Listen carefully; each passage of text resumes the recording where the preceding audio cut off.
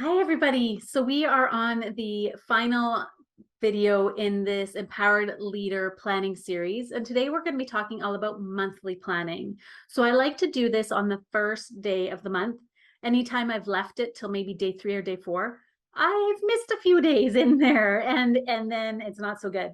So I actually set some time to protect the first day of the month and really give myself a little bit of time to review. So we're going to be talking all about that today. If you're interested in learning my secrets to having an really powerful and productive impact in your work, in your leadership without, burning yourself out, then I'd love for you to stick around.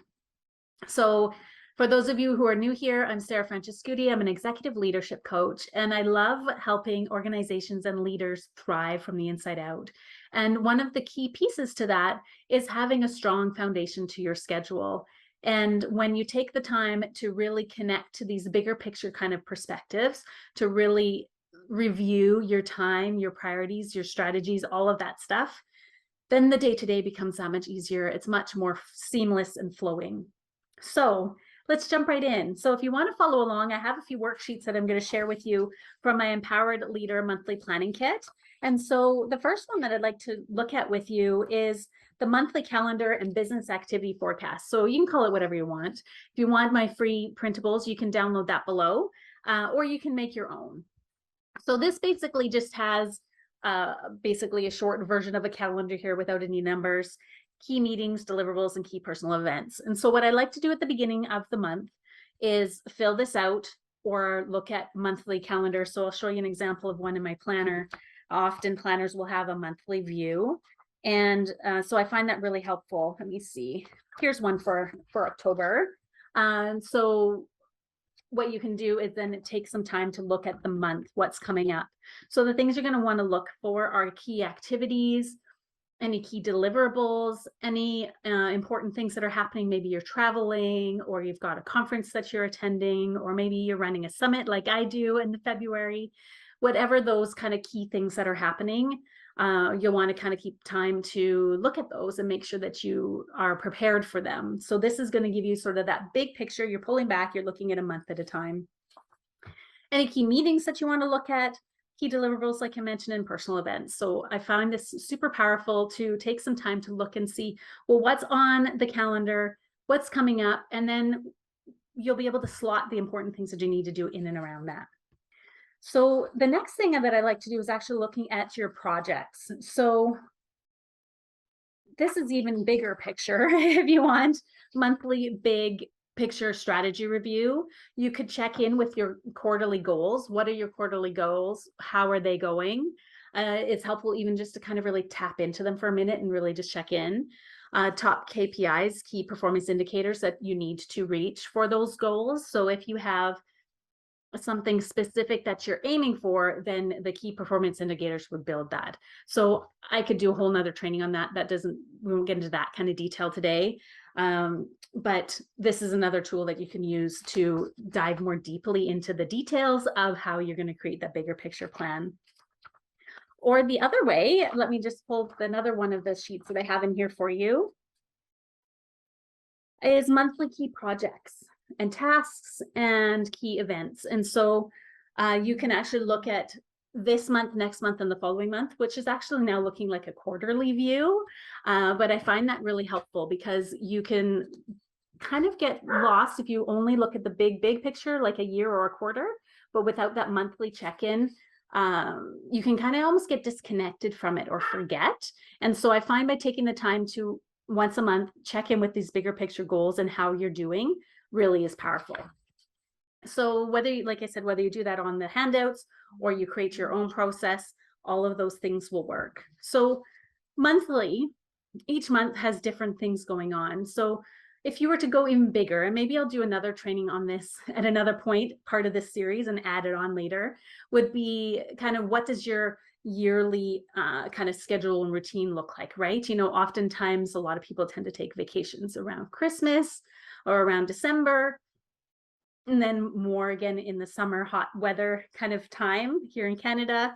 Maybe your schedule is different depending on where you live in the world. But the same goes for your month.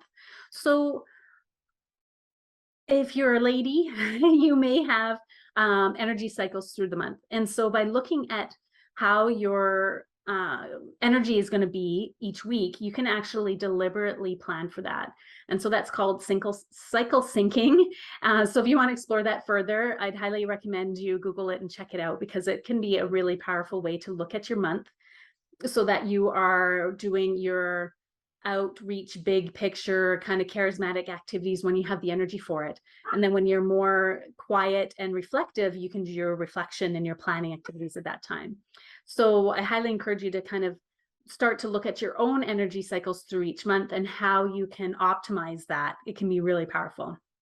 Same thing with your daily routines. So some people might be morning people like I am. I have my most productivity focused time in the mornings, afternoons a little bit less so. Evenings, I'm not very useful. I can do some work, but not lots. Whereas I know people that are evening folks and they actually want to do their activities and their big tasks in the evenings. So knowing how your energy cycles are going to flow, really you can then deliberately align with them, which can be super powerful. So if you've missed my earlier videos in this series, I did a daily planning video and as well as a weekly planning video. So I'll link those both below if you want to check them out, or you can check out the playlist here on my YouTube channel. And if you're loving this content, I would totally appreciate if you would like the video and subscribe.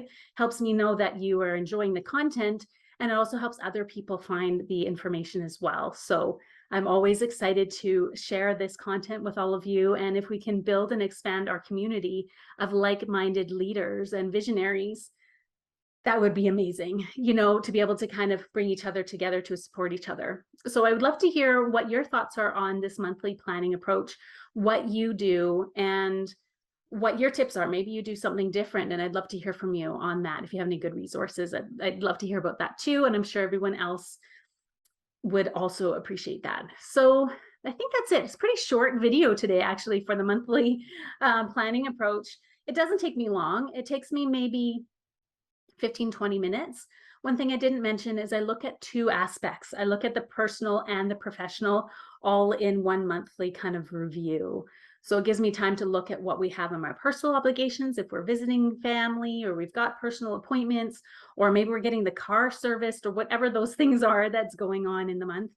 I know when that's going to be coming because I've taken a month size snapshot of what's happening. Probably week 3 too, I might have to check in again during my weekly check-ins, but having that kind of monthly overview is really helpful. The other thing is also to look at, well, if this is what's going on in the month, well, where are there gaps? And then do we want to take those times for rest? Do we want to put some of our top priorities in there, for example? All that kind of thing can come out from that. So I look at my personal piece, and then I also look at my professional piece. What does it look like? What training do I have coming up? Where am I mentoring and coaching people? Where do I have room to take more clients in my coaching business? Or do I have room to meet some more clients in my day job? How is that all going to go? Where am I going to do my work for my volunteer board work, for example? All that kind of thing. And understanding sort of what my tasks or my key priorities are for the month will really make that much easier. So I hope you've enjoyed this series. It's been super fun to share all of these, you know, tidbits and information. And one thing I encourage you to do is, like I've said before, is to really personalize it. And if you'd like to get support, I'm sure there's coaches that would be happy to support you. If it's something that you think that you'd like me to help you create your own empowered leader strategy, let me know, and I'd love to dive into that with you. So I'm excited to share more with you as we move through into new video series. And if you are interested in getting the free printable with all of these different pages and more than I've shared, the Empowered Leader Monthly Planning Kit is a free PDF that you can just print off and use as you'd like. I just printed off one version, but you can print off enough to create a year's worth of a planner version of it if you wanted. And that also gets you on the Exhale and Thrive community newsletter so that you'll hear about any other video trainings and other things that we have going on in the community. So thanks for tuning in. It's super fun sharing with you, and I look forward to talking with you again soon. If you like this video content, please like and subscribe, and then I know that you're enjoying it, and I'll make more of the same. So have a great day. Take care. Bye-bye.